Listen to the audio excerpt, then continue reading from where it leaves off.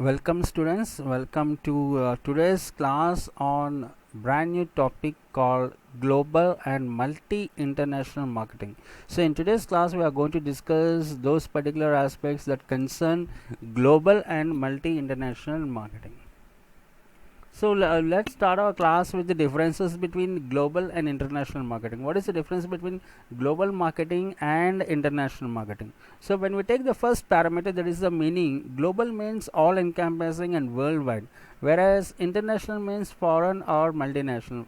Now what that means is, when we talk about international, we are talking about one few we are talking about those particular countries which are our neighboring countries, or else those particular countries which are in the same continent.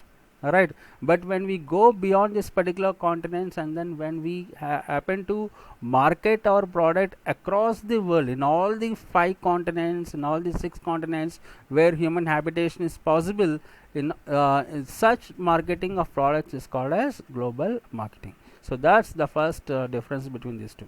Now second comes the scope. What is the scope of this particular global marketing? The scope of global marketing is the entire world. The whole planet is the scope of global marketing, and all the countries that are in this planet called Earth. Whereas in case of international marketing, the scope is very small. In the sense, the scope is narrow scope we have got, because it only confines to those particular countries, neighboring countries, or those particular countries where we are marketing our products to a single continent, or might be to two continents, like that.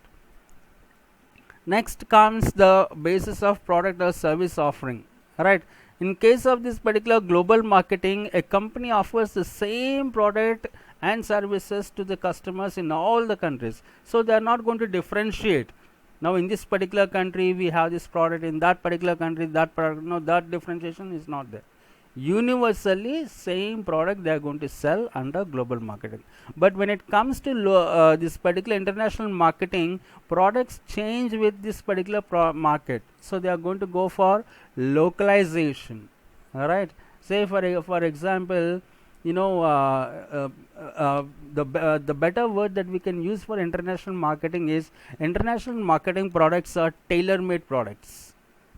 Okay, so they are not universal products, they are not common market. So tailor made products in international marketing, and uh, universal product in case of global marketing.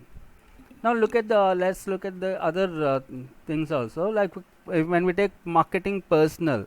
Right, in case of the marketing personnel, the marketing personnel are managed by the headquarter. Whatever headquarter says, they'll have to follow the same.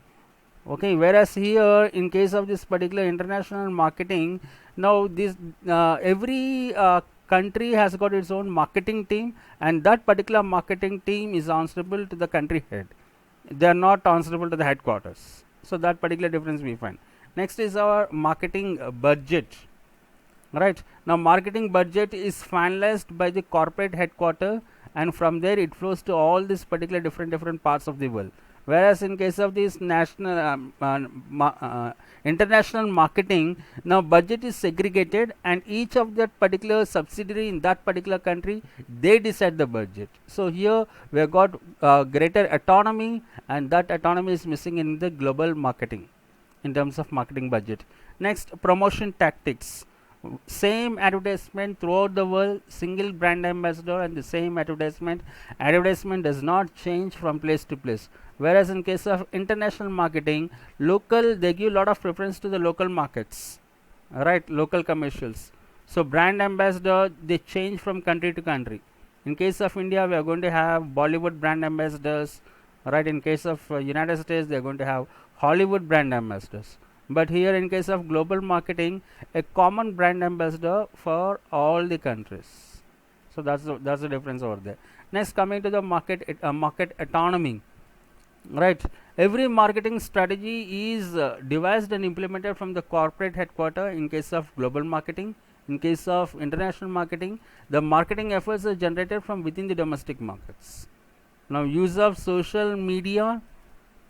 Now companies, in case of global marketing, companies like Nike and Caterpillar have just a single Facebook page for their customers. irrespective of the region, irrespective of the country. Now for all of them a common web page. Whereas in case of international marketing for brands like McDonald's and so on, so they have got separate page books for separate subsidiaries. So for Malaysian citizens they have got a separate Facebook page. For Indian citizens they have got a separate Facebook page. Similarly for Italians and Spaniards. And finally, customer engagement. Now global marketing is less effective when it comes to customer engagement. While when we look at the international marketing, now customer engagement is more visible in case of the international marketing. So these are the differences between global marketing and international marketing based on 9 parameters. Now let's move on to international marketing management process, right? So international marketing management process consists of 5 steps. Now stage number 1, analyzing the international marketing opportunities that are present in different parts of the world, and after analyzing them, we select certain markets now which are very beneficial, where the returns are very high and the risk can be contained, the risk can be controlled. Those particular markets we select, right? We choose them as the target markets, and then once the target markets have been identified, then we adopt the business strategies and marketing strategies, right? For global organizations it is going to be a common marketing strategy. For international organizations, the marketing and business strategies change from location to location. And the next, once this particular marketing and business strategies have been identified, then we develop the international marketing mix, right? The international marketing mix consists of the same 4 P's: product, price, place, promotion, right? So this product, price, place, promotion, they do not change. So we develop them within this particular product. Now we have got product life cycle, new product development, concepts like that, product mix decisions. Similarly on the pricing, what pricing strategy at the time of launching the product, and what are the pricing methods that we can employ.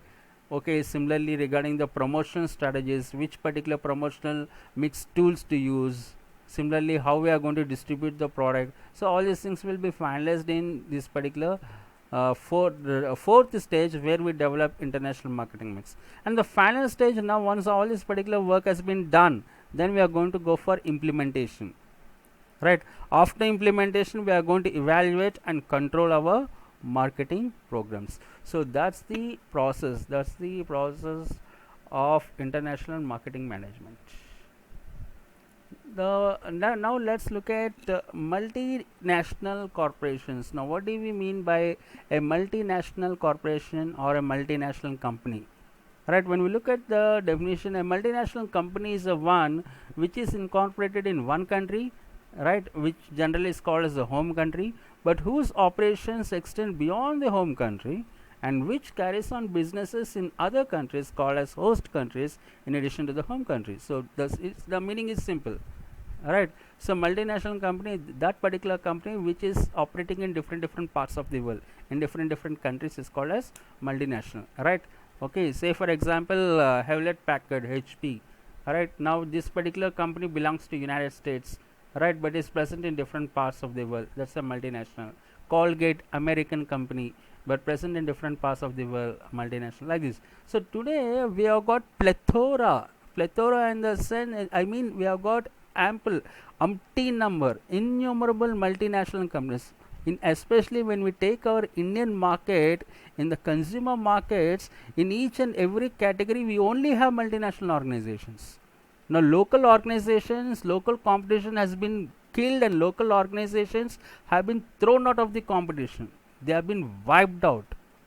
Okay, so today in India we are living in an era of multinational corporations. So next, let us look at the characteristics or the features of multinational corporation. Right, so multinational corporations are going to have huge assets. They are going to have a lot of money. Now financially they are very strong. They got a very strong financial muscle. Alright, now that's one particular feature. Next, now they have got branches throughout the world. They have got a network of branches being controlled, and these particular branches are controlled by the headquarters, so there is a unity of control. Okay, And the other feature these multinational organizations have got, they have got huge economic power. They have got resources, monetary resources, manpower resources, technological wise and machinery wise. They have got this huge mighty economic power through which they can control the different markets. And the technology that they generally employ is a very sophisticated and advanced technology. They never indulge in obsolete technology. Obsolete, I mean outdated, right? They do not invest in outdated technology. Every now and then they keep reinventing themselves and they adopt the latest technology. And these organizations are professionally managed. And when it comes to advertising, they're very aggressive. Multinational organization take advertising as a matter of pride, so they invest heavily and they advertise aggressively, and marketing is also done very aggressively, right? But the best part about this particular multinational organizations is they give quality products. Whatever be the market, they always deliver a quality product. Now, there are certain advantages of multinational corporations as and disadvantages. When we look at the advantages, multinational organizations lead to employment generation. After 1990s, we have seen huge surge in the employment conditions because there are more employment opportunities. Indian GDP growth rate from 2000 to 2014, it has been at an average of 8%. Right, we have seen a very good, huge, GDP because of this employment generation by multinational countries, and they bring in a lot of foreign capital. Our balance of payments was in a very bad shape.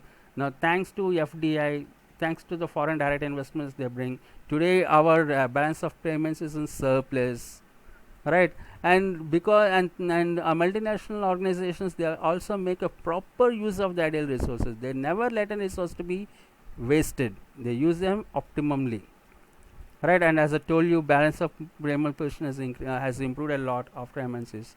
Now the technologies which we are not aware, technologies which we are not acquainted, which we do not know today, we have got access to them and we know how to use them thanks to our MNCs, right?